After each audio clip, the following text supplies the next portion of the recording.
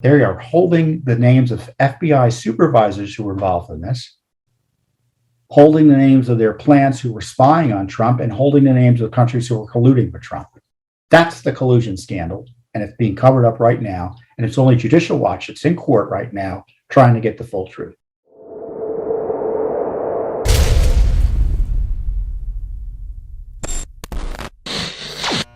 The worst corruption scandal in American history, until I guess some more recent corruption scandals, is the targeting of President Trump, or then candidate Trump, and then later President Trump, by Obama, Biden, Hillary Clinton and company, the FBI, CIA, you name it.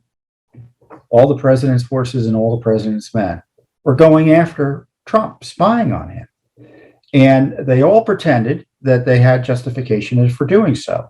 Well, in order to actually launch a spy operation against any citizen like this, you need what is called electronic communication to open up the counterintelligence investigation. The FBI concocts or is supposed to create one. In this case, they concocted one and guess who did the concocting? Peter Strzok, the unethical FBI agent who was a senior counterintel leader in the FBI. And we uncovered the document, which showed that the document was really lacking in terms of justification for spying on a presidential candidate, which was really quite extraordinary. But it's the founding document. It's the one the left points to, saying this is why Trump was pursued. It was legitimate. Well, when you look at the document, it's not legitimate. And when you look at it, you'll see that there's many redactions, the names of countries involved in the collusion to spy on Trump, the names of confidential sources were told. And so we pushed back. We wanted to get the access to the information. We sued, successfully got this document that Congress couldn't get, but Judicial Watch was able to get. And so we were in federal court the other day. We had an hour and a half hearing, so it was rather unusual. And it was in person. So good news is that we were able to appear in court in person. That's the first time, at least that I'm aware of, that there was an in-person court hearing, at least here in the District of Columbia, that we were involved in. So I went over to the court with our lawyer, Lauren Burke, who did an excellent job advocating for more transparency for this document. And I listened to a lawyer for the Justice Department under Biden explain to the court why we can't find out information about the countries involved or the sources involved, back and forth. So one of the things they've alleged is that there's no public interest in getting access to this information. And we think there is, obviously.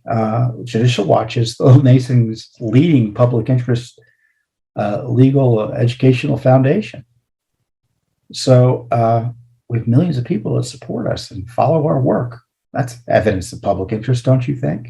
And the idea that a spy operation targeting what soon turned out to be the president of the United States is not of the public interest just shows you how dishonest the Justice Department is. And I'd like to say we would have gotten a different argument from the Trump Justice Department under Barr, but we wouldn't have. So I don't want to necessarily blame Biden's administration for this, because Barr's Justice Department, Ray's FBI, was as secretive, and there's really no distinction between their what they were covering up and what we're facing here with the Biden administration now. What was interesting is we had two declarations submitted on our behalf by Kevin Brock, a former assistant director, the director of intelligence, and former principal deputy director of the National Counterterrorism Center for the FBI. He knows what he's talking about. And he looked at this electronic communication. And this is what he said. In the EC document, and I'm going to read this because I think it's important to know, because the media won't tell you about this. And this is the value of Judicial Watch, telling you things about essential essential issues related to our republic. A spy operation against a presidential candidate and the president of the United States. How did it start? Only Judicial Watch is looking into it right now. I don't know where Durham is. Do you?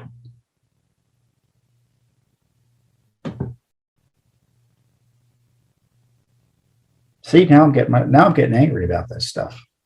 It's been years I'm fighting this.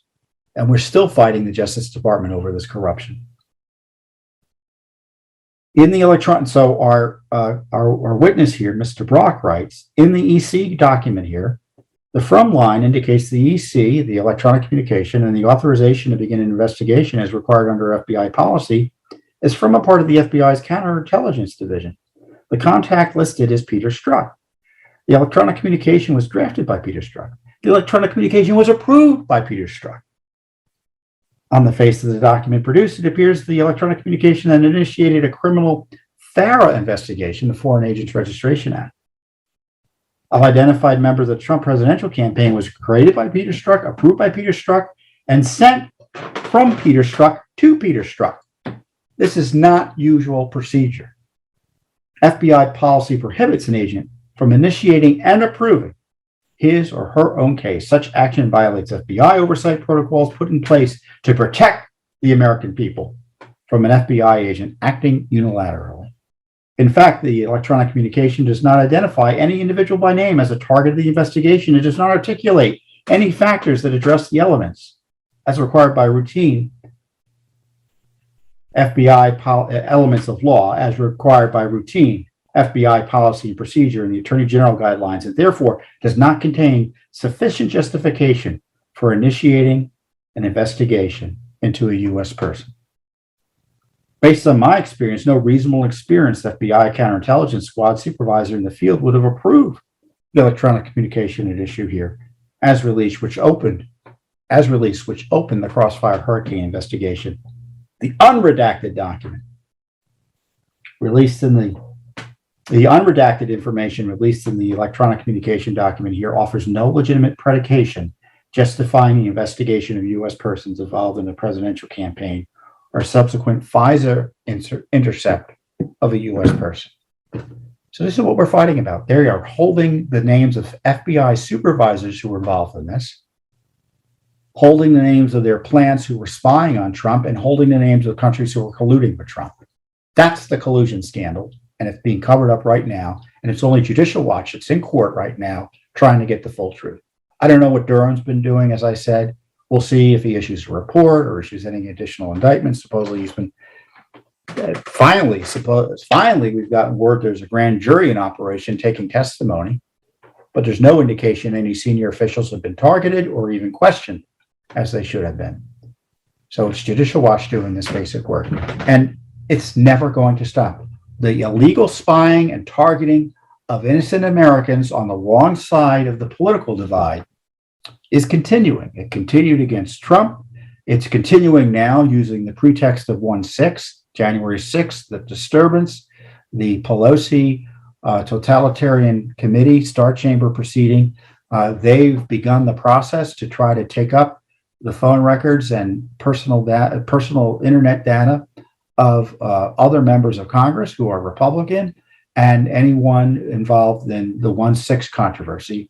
And frankly, it looks like anyone who questioned the elections. So potentially thousands of Americans. And Judicial Watch highlighted this in trying to confront and get answers on Adam Schiff's spying on Rudy Giuliani. Remember, he took the phone records. He got a subpoena that was not subject to any court authorization. AT&T, like that, gave him the phone records of Rudy Giuliani, and he published them. And the phone records of Rudy Giuliani covered the phone records of lawyers for the president, journalists, and a member of Congress, namely Devin Nunes.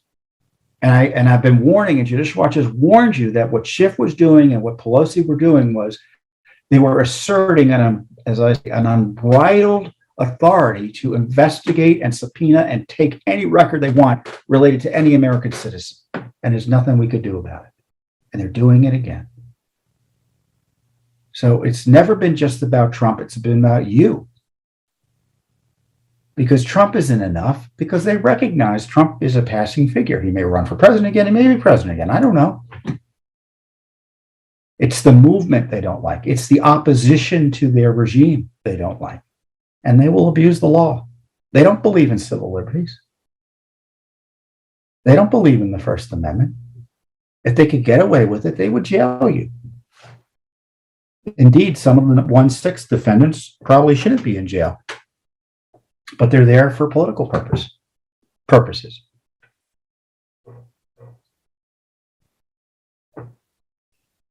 So we'll see what the court does. We're asking the judge to take a look at the document and see for himself whether the material that's being withheld is properly withheld.